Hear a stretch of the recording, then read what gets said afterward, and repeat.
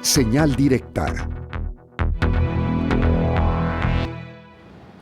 Y para continuar hablando de este tema, vía Zoom, saludamos con muchísimo gusto al doctor Jorge Ramírez. Él es integrante del Comité de Análisis de Desaparición de Personas de la Universidad de Guadalajara. Doctor, nos da mucho gusto saludarle. ¿Cómo le va? Muy buenas tardes. ¿Qué tal, Josefina, Cecilia? Buenas tardes. Mucho gusto también en poder saludarlos y platicar. Sí, gracias, doctor. Pues después de dar este comunicado de prensa, hoy hubo reacciones en la mañanera, tal como ya lo escuchó y también nuestra audiencia. En principio, ¿cuál es la reacción de uno de los integrantes de este comité a lo que hoy dijo la presidenta Claudia Sheinbaum? Mira, es muy positivo que esta clase de información llegue muy pronto y al parecer de manera directa a la presidenta de la República, ¿no? Creo que estos datos generalmente no son del conocimiento de los tomadores de decisiones, porque generalmente la idea es que todo va bien, todo marcha bien, y el hecho de que los vea y se dé cuenta de que hay un problema, eso es positivo.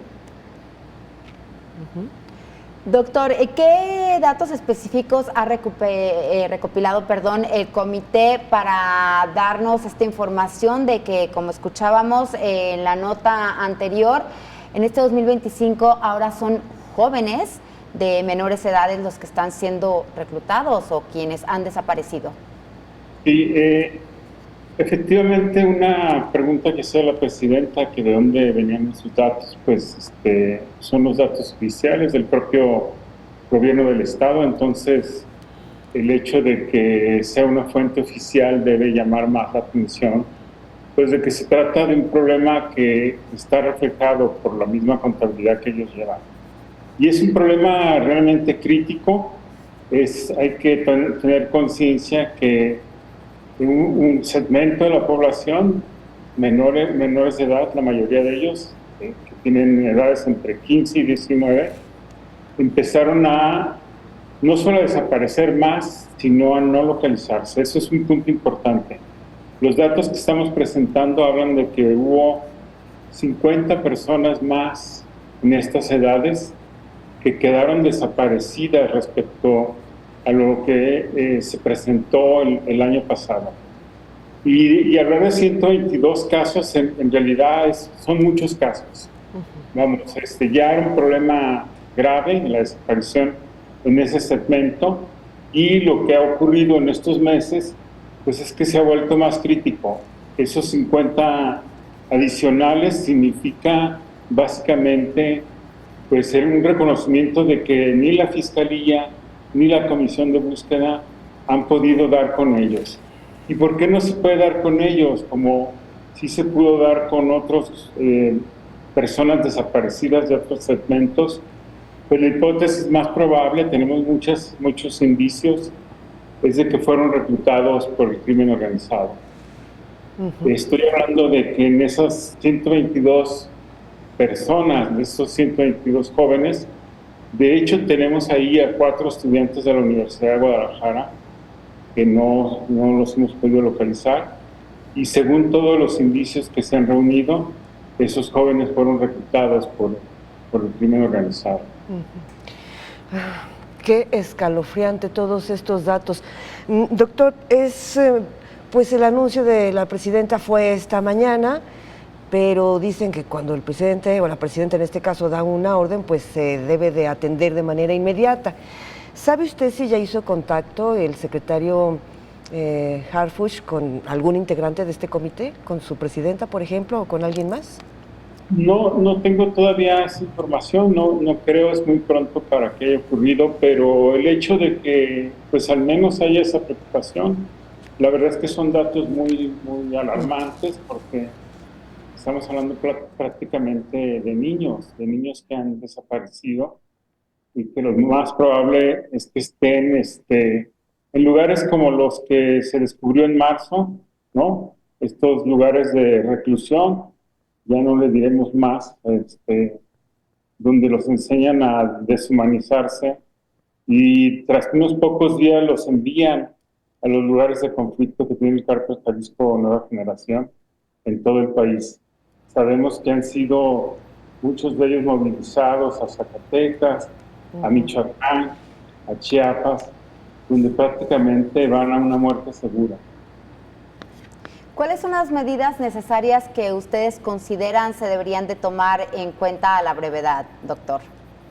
Pues mira, lo primero que se debe de hacer es pues, reconocer que hay un problema. No podemos tener esta cultura del silencio, de que estamos avanzando, de que se están buscando. No, el propio gobernador, lo más recomendable es que él enciende una alarma, una alerta de lo que está ocurriendo y que con los datos que ellos tienen, que son obviamente mucho más amplios y sólidos que los que nosotros pudimos lograr, pues debería de haber un diagnóstico ya público de lo que está ocurriendo como base para un plan de acción.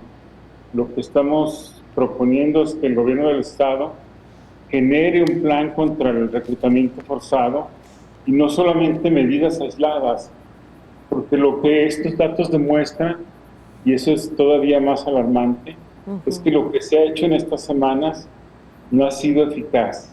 Estamos hablando de que estos casos de desaparición son muy recientes. Estamos hablando de gente que en abril, hace muy pocos días, muy pocas semanas desapareció y no se sabe dónde está. Estamos hablando de marzo, de febrero. ¿Eso qué demuestra? Demuestra que lo que se tomó como medidas, pues por desgracia no alcanzaron a revertir o por lo menos frenar el problema. Pues ese plan para evitar que sean los jóvenes reclutados, hay que hacerlo con urgencia y además, ¿quién lo va a ejecutar, doctor? Porque el presidente municipal de Teuchitlán está acusado, involucrado en el caso del Rancho Izaguirre, solo por dar algún ejemplo o algún nombre. Exactamente, pero mira, es muy importante que haya una alarma pública, una conversación pública sobre el problema, porque en estos casos, como se trata de un delito de por medio, que es la desaparición de personas, la información, incluso los propios criminales no la tienen. Podrían no saber la magnitud de personas que están desapareciendo sus diferentes células. Entonces eso se puede generar una percepción pública de que es un fenómeno del cual no podemos tolerar y tenemos que rechazar firmemente. Doctor, ¿han identificado patrones o factores de riesgo que contribuyan al reclutamiento forzado de jóvenes? Pues no hay propiamente un patrón de riesgo específico, porque están reclutando prácticamente en todo el estado. Hay casos de desaparición con estos fines. Estamos hablando también de jóvenes incluso que ni siquiera están interesados en formar parte de sus filas. Vamos, no los buscaron con un trabajo engañoso, ¿no? A veces estamos hablando de casos de desaparición con fines de reclutamiento que se hicieron al azar en la vía pública, de personas que en algún momento se encontraron un vehículo de estas personas y fueron privadas de la libertad. Así de grave puede llegar a ser. Y además, doctor, de este plan contra el reclutamiento forzado, ¿qué se puede hacer?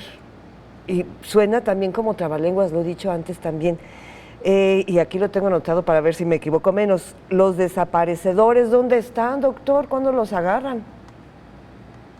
Sí, este es un tema, pues, por desgracia, complicado, porque, vamos, no se puede debilitar esta clase de delitos si no se afectan a las grandes estructuras criminales, ¿no? Es decir, necesita haber como una operación en varios frentes, pero aquí yo creo que lo importante también es reflexionar en el hecho de que probablemente como México y Jalisco ha desarrollado un esfuerzo particular contra las desapariciones, de esa medida necesitamos hacer algo similar en el reclutamiento forzado.